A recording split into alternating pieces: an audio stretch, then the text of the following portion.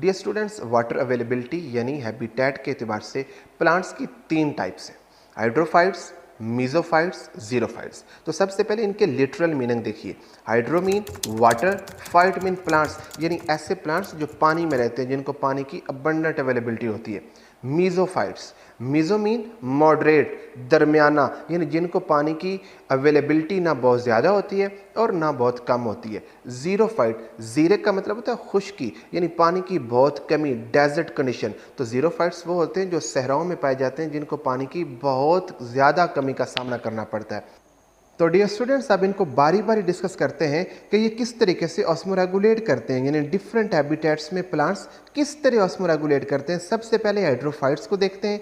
Dear students, hydrophytes का जैसे मैंने पहले बताया कि ये वो प्लांट्स हैं जो पानी में रहते हैं, यानी जिनको पानी की अबंडेंट अवेलेबिलिटी होती है।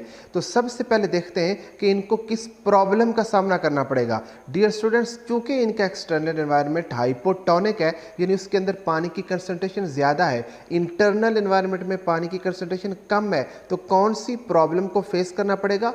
फ्लडिंग ऑफ वाटर को। याद रखिएगा, hydrophytes have to face flooding of water, यानी पानी बॉडी के अंदर ज्यादा आएगा। तो इन्होंने आप ऑस्मोरेगुलेट कैसे करना है? उस ज्यादा पानी को बॉडी से बाहर रिमूव करना है। तो डियर स्टूडेंट्स, आप लोगों को अच्छे से इल्म है कि प्लांट किस तरीके से एक्सेस वाटर को रिमूव करते हैं। डेफिनेटली थ्रू ट्रांसपिरेशन, पत्तों के अंदर स्टोमेटा के जरिए पानी को ट्रांसपायर करते हैं। तो इसका मतलब है चूंकि उन्होंने पानी को ज्यादा रिमूव करना है, इट मीन ज्यादा से ज्यादा ट्रांसपिरेशन होगी। ज्यादा से ज्यादा ट्रांसपिरेशन के लिए हमें बहुत ज्यादा तादाद में स्टोमेटा चाहिए। बहुत ज्यादा तादाद में स्टोमेटा होने के लिए पत्तों का सरफेस एरिया बहुत ज्यादा होना चाहिए। तो हाइड्रोफाइट्स अपने आप को किस तरह अडॉप्ट करते हैं? इनके पत्तों के सरफेस एरिया बहुत ज़्यादा होता है, यानी पत्तों का लैमिना ब्रॉड होता है, उनके ऊपर बहुत ज़्यादा स्टोमेटा प्रेजेंट होते हैं। और याद रखिएगा कि ये बहुत ज़्यादा स्टोमेटा पत्तों की ऊपर वाली सरफेस पर प्रेजेंट होते हैं ताकि ज़्यादा से ज़्यादा ट्रांसपिरेशन हो सके। So this is the adaptation of hydrophytes for osmoregulation.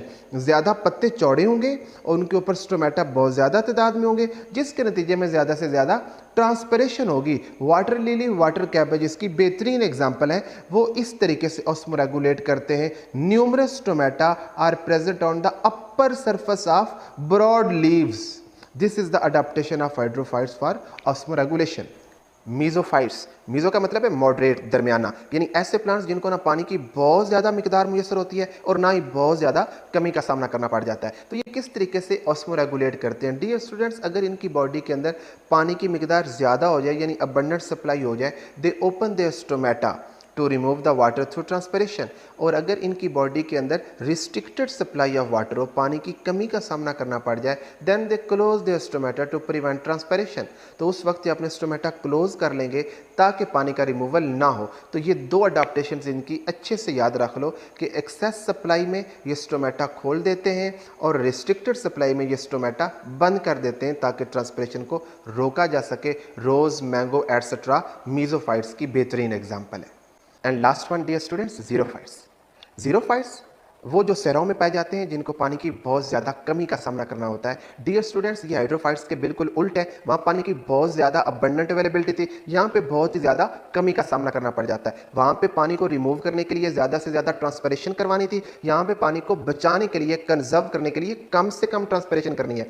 तो कम से कम ट्रांसपिरेशन करने के लिए ये किस तरीके से अपने लीव्स को अडॉप्ट करते हैं? तो डियर स्टूडेंट्स, इनके लीव बहुत छोटे और थिक होते हैं ताकि सरफेस एरिया कम से कम हो और उन पर कम से कम स्टोमेटा प्रेजेंट हो। और स्टोमेटा भी लीव्स की लोअर सरफेस पर प्रेजेंट होते हैं ताकि ट्रांसपिरेशन कम से कम हो। लीव्स की लोअर सरफेस पर डिप्रेशन के अंदर प्रेजेंट होते हैं और उन्हें संकन स्टोमेटा कहते हैं, जिनके अंदर मिनिमम ट्रांसपिरेशन होती है। और उसके अलावा पत्तों के गिर्द एक वैक्सी लेदरी क्यूटिकल होती है जो पानी की ट्रांसपिरेशन को रोकती है। लेकिन डियर स्टूडेंट्स, इस सब के बावजूद अगर बहुत ही ज्यादा पानी की कमी का सामना करना पड़ जाए, तो कुछ प्लांट्स जैसा कि कैक्टस वगैरह वो अपने पत्तों को गिरा देते हैं, दे शेड देयर लीव्स, ताकि ट्रांसपिरेशन को बिल्कुल रोका जा सके और जो पानी बॉडी के अंदर मौजूद है वो कंजर्व रहे।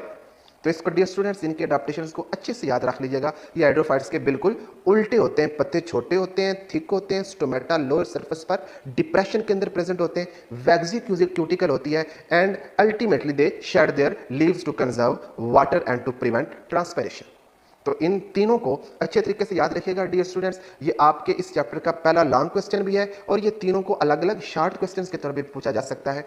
हाइड्रोफाइट्स का अलग से शॉर्ट आ सकता है, मीजोफाइट का अलग से शॉर्ट आ सकता है और जीरोफाइट का अलग से शॉर्ट आ सकता है, और इन तीनों को मिलाकर एक लॉन्ग क्वेश्चन भी पूछा जा सकता है। अपना बहुत सारा ख्याल रखिएगा। अल्लाह हाफिज़।